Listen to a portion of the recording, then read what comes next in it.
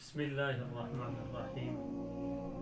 آج کل ہر ایک انسان پریشان ہے، پریشانیوں کے بہت ساری وجوہات ہوا کرتی ہیں، تو ہمیں چاہیے ہے کہ اپنی پریشانیوں میں اس وحدہ لا شریک ذات کو، اس کا سہارا لیں، اور پھر پریشانیوں کا حل رسول اللہ صلی اللہ علیہ وسلم نے بتایا، تو آپ صلی اللہ علیہ وسلم کی طرف متوجہ ہوں کہ آپ کی کیا تعلیم ہے۔ اسی میں سے حضرت انس رضی اللہ تعالی عنہ عظیم صحابی فرماتے ہیں کہ حجاج ابن یوسف جس وقت ان سے کسی بات پر ناراض ہوا تو انہیں کوئی بلایا اور کوئی باتیں کرنے لگا۔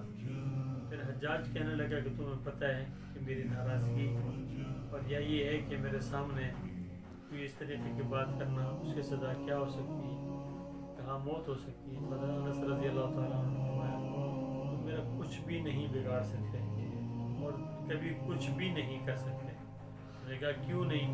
میں نے کہا کہ کچھ بھی نہیں کر سکتے۔ پھر فرمایا اس لیے میں نے ایک دعا پڑھی ہے جو رسول اللہ صلی اللہ علیہ وسلم نے بتائی ہے، جب وہ دعا پڑھ لیتا ہے انسان تو کوئی کسی کا کچھ بھی نہیں بگاڑ سکتا۔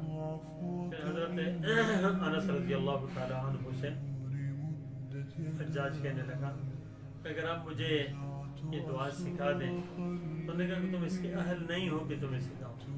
پھر حضرت انس رضی اللہ تعالیٰ عنہ اپنی زندگی کے آخر حصے میں دنیا سے جانے لگے تو کہا اس وجہ سے پھر آپ نے بتا دی تاکہ علم کو چھپانے کا گناہ لازم نہ ہو۔ اور وہ دعا پڑھنی چاہیے، ہم سب کو پڑھنی چاہیے، ہر بیماری سے حفاظت کے لیے پڑھنی چاہیے۔